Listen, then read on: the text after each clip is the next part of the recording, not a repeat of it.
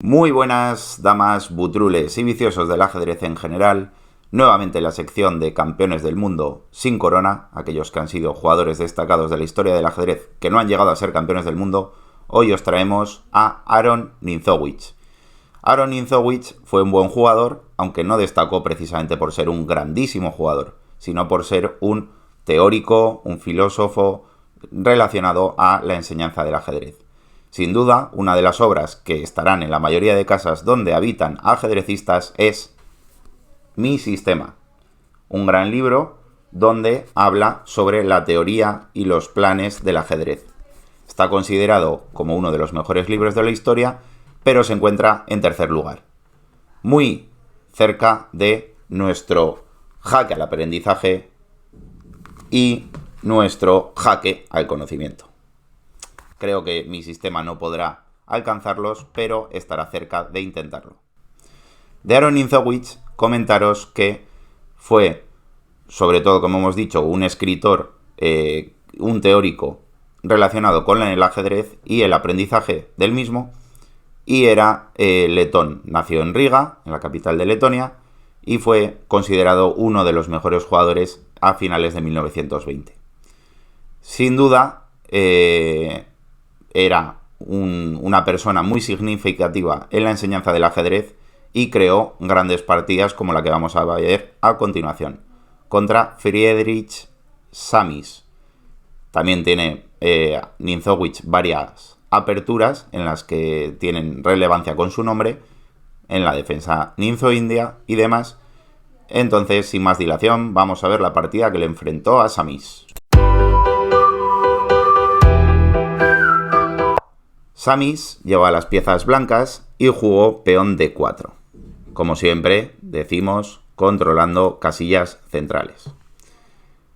Nimzowitsch jugó caballo F6, desarrollando el caballo, controlando casillas centrales. Sabemos de la importancia del desarrollo al comenzar una partida. Samis jugó C4.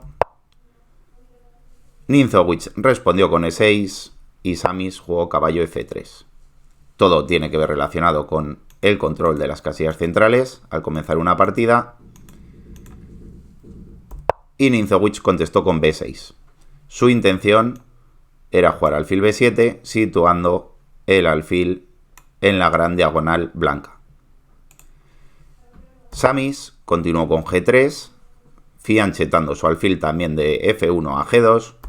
Y Nimzowitsch puso su alfil en B7, a lo que Samis respondió con alfil G2. De Nimzowitsch hay que deciros que está considerado como uno de los propulsores del ajedrez hipermoderno. Aquel ajedrez que dice que los alfiles pueden y las torres pueden atacar, digamos, desde lejos. Su radio de acción es atacar desde lejos. Y llevaban bastantes duelos contra Tarras y sus seguidores. Tarras es otro jugador de la época en el que había varios jugadores que pensaban de una manera y otros pensaban de otra. Nimzowitsch jugó alfil E7, las blancas caballo C3 y Nimzowitsch se enrocó. Todo jugadas normales, desarrollar los caballos, desarrollar los alfiles, hacer el enroque, controlar el centro. ¿Vale? Al final, el ajedrez consiste al empezar las partidas en eso. Las blancas se enrocaron y las negras rompieron el centro con D5. Caballo E5 jugaron las blancas y C6. Peón por peón y peón por peón. Llegamos a una posición donde el caballo D5 es un caballo muy fuerte y es verdad que momentáneamente los alfiles de B7 y G2 están chocando contra el peón de D5. Las blancas desarrollaron su última pieza, el alfil a F4, y las negras jugaron a 6, controlando la casilla B5. Las blancas torre C1, poniendo la torre en la columna abierta. Ya conocemos que la columna abierta es aquella columna donde no hay peones ni blancos ni negros, entonces es donde más espacio van a tener las torres y por eso las colocamos ahí. Las negras B5 ganando un poquito más de espacio en el flanco de dama y las blancas dama B3. Las negras caballo C6, caballo por caballo y alfil por caballo. Llegamos a una posición bastante igualada, donde el alfil de C6 de momento es una pieza bastante mala, ya que choca contra su estructura de peones, pero realmente aún queda mucha partida por delante. Las blancas hicieron H3, las negras dama D7, otro concepto bastante interesante para que las torres se comuniquen y se puedan defender entre ellas, ya que si por ejemplo un caballo negro, ¿vale?, un caballo blanco llegara a la casilla B6 y se comiera una torre, siempre la otra nos podría, digamos, vengar. Evidentemente las blancas no jugaron caballo A4, ¿vale?, porque se dejarían el caballo en una jugada, pero siempre el concepto de que las torres estén defendidas entre sí es bastante importante. Las blancas jugaron rey H2, caballo H5, alfil D2 y F5, intentando ganar espacio en el flanco de rey lanzándose a un ataque. La dama blanca no tenía mucho futuro en B3, por eso fue a D1, intentando buscar un avance con E3 o con E4 para amenazar el caballo negro. Es muy importante reseñar que en el ajedrez hay muchas veces que ocurre la táctica gracias a que piezas están indefensas. Es decir, el caballo de H5 no está defendido con ninguna pieza negra. Si una pieza blanca lo atacara, se lo podría capturar. La partida continuó con B4, atacando el caballo de C3, a lo cual las blancas respondieron caballo B1, no tienen mucho donde elegir, y las negras mejoraron su alfil llevándolo a B5, buscándole una diagonal, ya que en C6 la verdad que no tenía mucho futuro. Las blancas cada vez tienen menos espacio para sus piezas y jugaron torre G1. La verdad que aquí la posición blanca es bastante difícil de jugar porque en el ajedrez sabemos que los tiempos son importantes, pero el espacio también lo es mucho. Y al tener menos espacio nuestras piezas van a jugar cada vez menos y van a tener menos casillas donde poder ir. Las negras mejoraron su otro alfil, apuntando directamente sobre rayos X el rey blanco. Las blancas jugaron E4, a lo que las negras jugaron peón por peón, y dejando sin defender el caballo de H5 que las blancas capturaron de inmediato. La idea de las negras era entrar en séptima fila con la torre, aprovechando que vamos a ir al ataque del rey blanco. La verdad es que es un sacrificio de pieza bastante interesante, donde siempre decimos que las torres están mejor en las columnas abiertas, pero realmente donde mejor están es en séptima fila. Si conseguimos llevar las dos torres a séptima fila, esto nos va a hacer que coordinen y se defiendan entre ellas y puedan crear muchas amenazas. Las blancas jugaron dama G5, defendiendo el alfil, torre F8, mejorando la torre de A8, que no hacía aquí nada, ¿vale? Otro concepto importante: cuando tenemos piezas que no están haciendo ninguna labor, tenemos que usarlas, ¿vale? Esto es como si en el fútbol tenemos al centrocampista que no va ni para arriba ni para abajo, ¿vale? Pues dale el balón al bueno y que cree el juego, ¿vale? Pues aquí es lo mismo, mejorar nuestras piezas. Las blancas rey H1 no tienen mucho que hacer para, por lo menos, intentar llevar el alfil a F1 en algún momento, aprovechando de que ahora el rey ya no estaría clavado por la torre negra. Las negras jugaron torre F5 atacando a la dama y la dama se dirigió a E3. Hay que decir que quedan poquitas jugadas de la partida y, si nos damos cuenta, la ventaja de las blancas de material es de un caballo de ventaja, que es bastante, a cambio de dos peones, pero lo más importante es la actividad de las piezas. Las piezas negras están muy activas, las torres están en la columna abierta, un alfil tiene una gran diagonal, otro alfil tiene una buena diagonal y la dama en cualquier momento la vamos a poder, ¿vale?, vía F7, G6 por ejemplo, llevar al ataque. Aquí las negras hicieron una jugada de atornillar un poquito a su rival, hicieron alfil D3, defendiendo el alfil con su peón y el alfil a la vez defiende el mismo.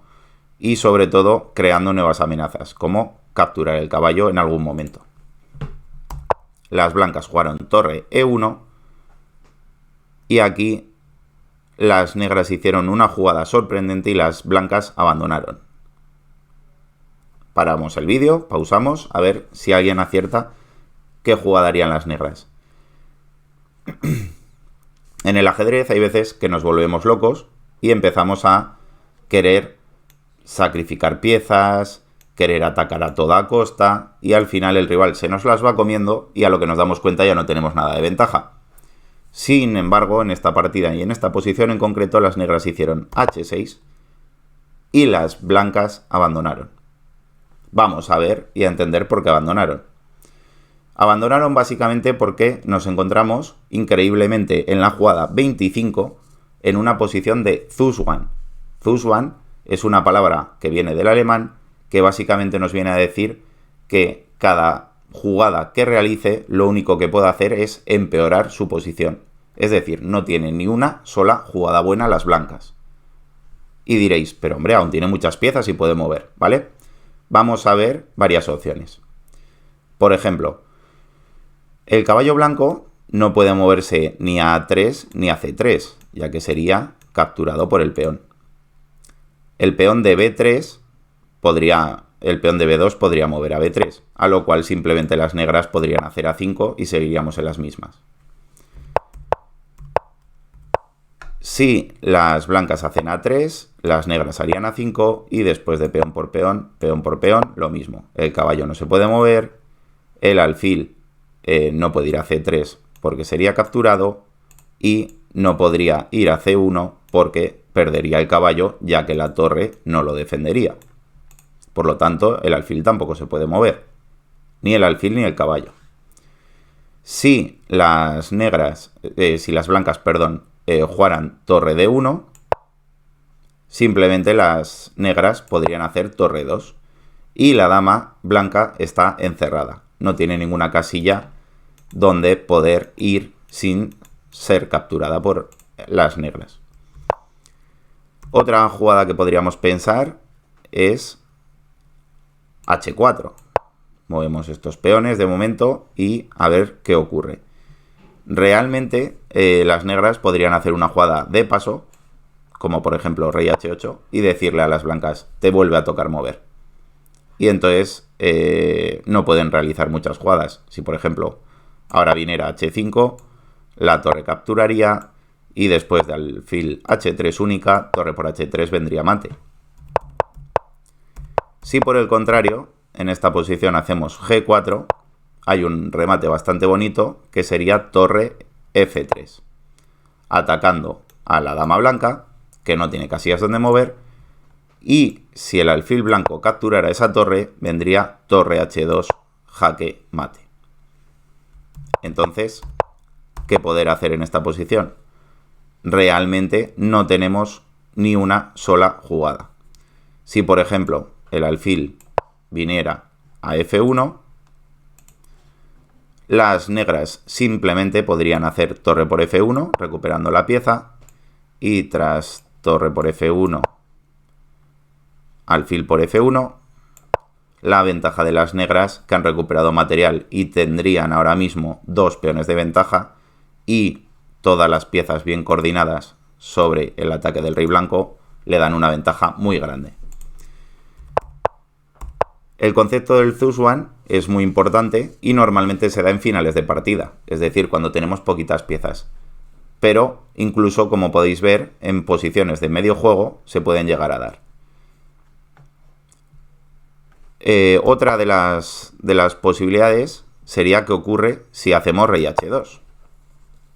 ¿Vale? Entonces aquí diríamos, bueno, pues las blancas pueden mover el rey H1, pueden mover el rey H2 y así todo el rato.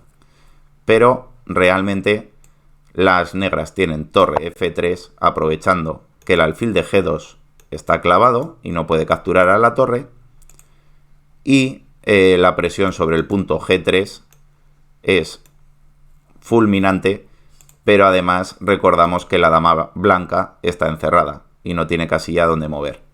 Una jugada como dama por torre, pues bueno, sencillamente la posición de las blancas se cae por todos sitios. Es una bonita partida, ¿vale? De Ninzowitsch, donde se ven muchos conceptos de mejorar las piezas poquito a poco. Es verdad que hace un sacrificio de un caballo en H5 y el control de la columna F, poniendo una torre en séptima, ocupando la columna F muy bien y luego, digamos, mejorando y simplificando el juego para conseguir mejorar sus piezas. Al final, las piezas de las blancas han perdido la partida porque se han quedado sin espacio.